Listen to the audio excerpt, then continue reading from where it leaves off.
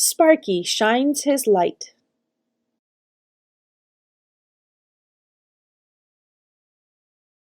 Matthew 5:16. Let your light shine before men, that they may see your good works and glorify your Father which is in heaven. The insects of Stump Village lived deep in the heart of the deciduous forest. Stump Village was a very busy place.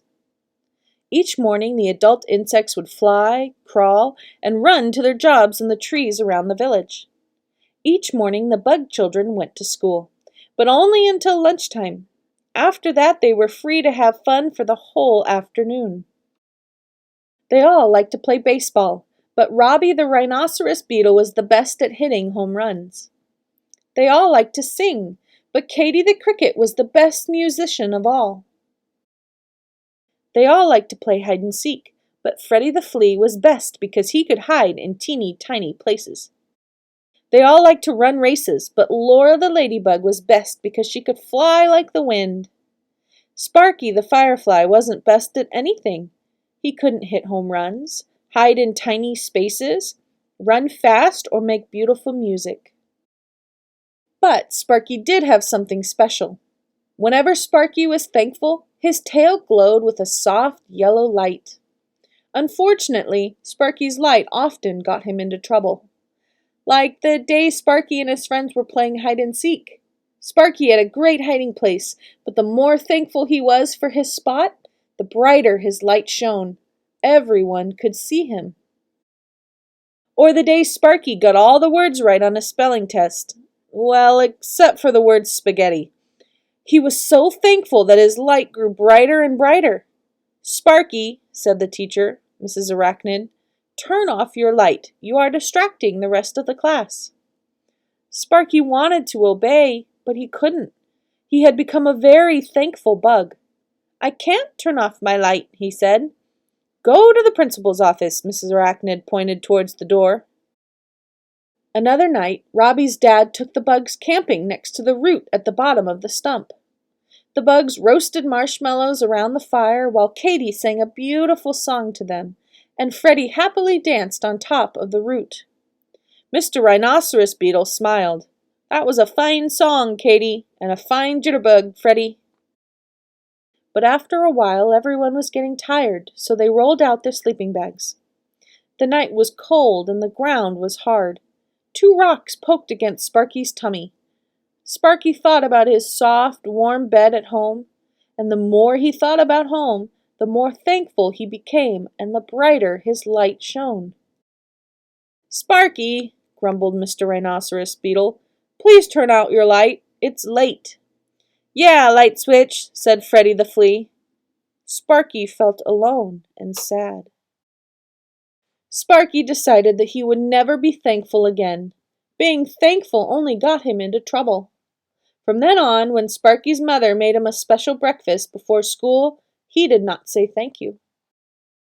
When Laura the ladybug apologized for laughing at him, Sparky pretended not to hear. When his friends asked him to play games with them, Sparky walked away. Sparky was one miserable little bug. Then one evening, Laura said to Sparky, "We're going swimming in the puddle. Do you want to come?" Sparky was so excited he couldn't say no. The puddle was his favorite place to play. "I'll come," he said, but he was careful not to thank Laura for the invitation. As the bugs walked down the path, Katy's mother called out to them, "Come home before the sun goes down." Sparky thought that was a good idea.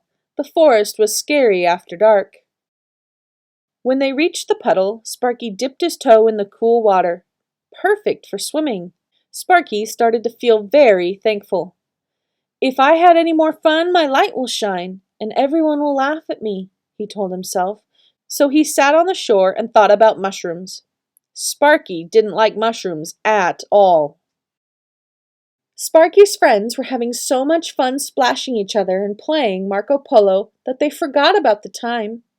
Sparky forgot as well because he was too busy thinking of excuses not to be thankful. The sun dipped lower and lower and then slipped behind the trees.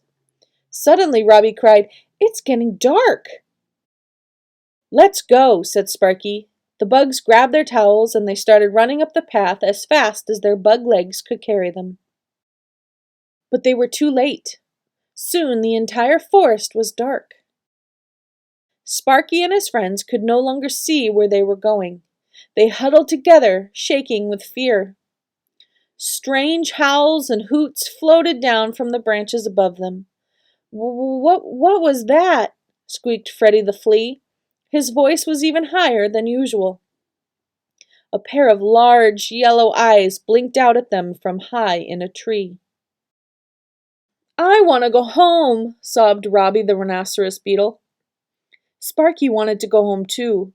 He wished his dad were there to lead them back to Stump Village. He imagined he was safe in his bed and his mother was kissing him good night. He was so thankful for his parents. Suddenly, Laura the ladybug gasped. "Sparky," she said, pointing to his tail, "your light is shining."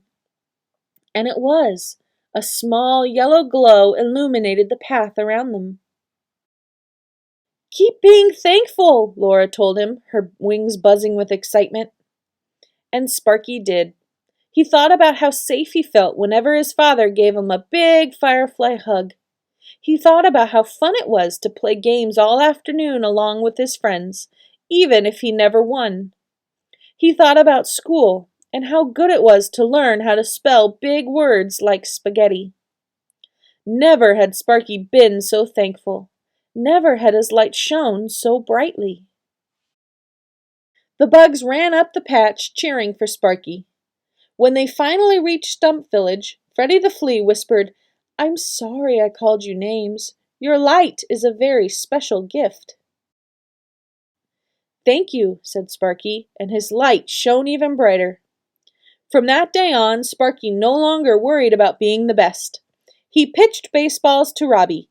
He laughed at Freddie's hiding places. He raced as fast as he could against Laura.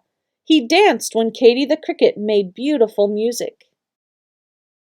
At night, when the sun went down and the stars danced across the sky, Sparky thought about how thankful he was for his friends, and his light would sparkle brightly in the darkness.